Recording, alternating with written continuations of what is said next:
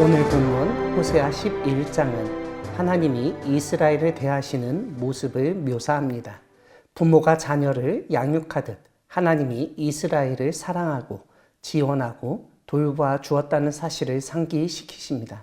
무엇보다 애굽 땅에서 400년 넘게 노예 생활을 하면서 일반 사람으로 치면 성인으로 자라지도 못한 것 같던 이스라엘을 출애굽을 시켰다는 사실을 지적합니다.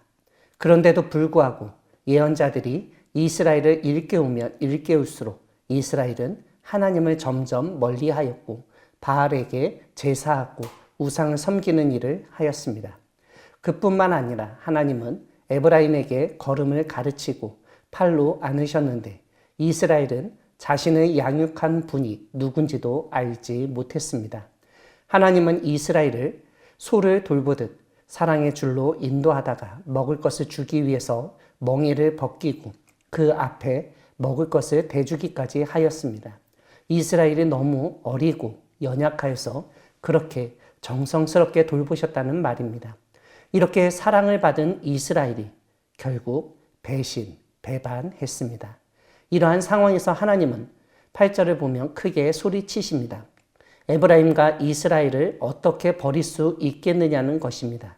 소돔과 고모라처럼 하나님에게 징벌을 받았던 도시였던 아드마와 스보임처럼 하나님이 에브라임과 이스라엘에게 멸망의 심판을 내릴 수 없다는 점 때문에 하나님이 괴로워하십니다. 그래서 하나님은 맹렬한 진노를 나타내지 않으며 에브라임을 멸하지 않을 것이라 말씀하십니다. 왜냐하면 하나님은 사람이 아니라 이스라엘과 함께하는 거룩한 분이시기 때문입니다. 무엇보다 오늘 본문은 하나님이 진노를 사랑으로 억누르시는 분이시라는 점을 보여줍니다.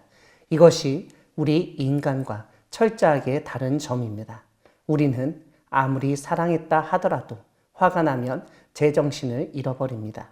하지만 하나님은 아무리 큰 진노가 일어난다 하더라도 지극히 작은 사랑으로도 그것을 다스리실 수 있는 분이심을 알려줍니다. 에브라임은 결국 거짓으로 이스라엘은 속임수로 하나님을 대했다고 하는데 이것은 창세기에서 우리가 살펴볼 수 있듯 이스라엘 다름 아니라 계명 전에 야곱이 형을 속이는 모습을 이스라엘이 그대로 닮은 것을 지적한 것입니다. 그런데 문제는 이스라엘만 그런 것이 아닙니다. 유다마저도 하나님 앞에서 정함이 없다고 알려줍니다. 사랑하는 광야교회 성도 여러분, 하나님은 우리를 자녀 삼아 양육하시는 분이십니다. 오늘 본문은 이스라엘이 가진 노예 근성과 어리고 병든 모습에도 불구하고 하나님이 입양하셔서 치료하시고 돌보셨다는 사실을 알려줍니다.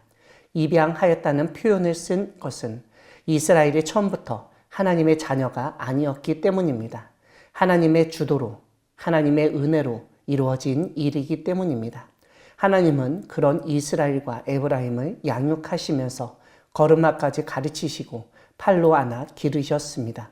이러한 사랑을 받은 이스라엘은 더 이상 노예도 아니었고 어린이에서 성인으로 성장하고 모든 질병이 낫게 되었습니다. 그런데 은혜를 원수로 갚는다고 하나님 없어도 자신이 잘 살 수 있다고, 아니 우리가 잘 아는 탕자처럼 하나님을 떠나 살았던 것입니다. 개구리 올챙이적 기억을 못한다고 자신을 그렇게 양육하신 하나님의 사랑을 완전히 잊어버리고 지금 자신의 괜찮은 모습에 도취되어 이리저리 다니며 자기 마음대로 생활한 것입니다. 지금의 이스라엘이 되기까지 하나님이 얼마나 노력하셨는지 무엇보다 입양하여서 기르신 것을 새까맣게 잊어버린 것입니다. 오늘 우리도 마찬가지입니다. 일본의 압제와 전쟁의 상흔 속에서 이 나라를 세우시고 지켜주신 하나님을 우리는 잊으면 안 됩니다. 무엇보다 우리를 자녀 삼아 주시사 하나님 나라의 상속자로 길러주신 하나님의 은혜와 사랑을 저버리면 안 됩니다. 하지만 우리나라의 현실은 이스라엘이 걸었던 그 길로 나아가는 것처럼 보입니다. 마치 우리가 원래 잘난 민족처럼 하나님 없이도 이렇게 될 수 있었으리라고 생각하는 사람들이 적지 않습니다. 애굽에서 이스라엘을 불러내 주셨듯 하나님은 우리를 일본의 식민지 생활에서 벗어나게 해주셨고 한국전쟁 가운데서도 살아남게 하셨으며 위기의 순간마다 우리를 지켜주셨습니다. 하나님의 사랑으로 이제 사람처럼 살게 된 우리가 해야 할 일은 사람답게 사는 것입니다. 무엇보다 하나님의 자녀답게 사는 것입니다. 하나님 나라의 백성으로서 살아야 합니다. 우리 광야교회를 이렇게 세우시고 돌보신 하나님의 은혜에 감사하며 우리 더욱 힘내어 주님의 일을 감당하는 우리 모두가 되기를 소망합니다. 아멘.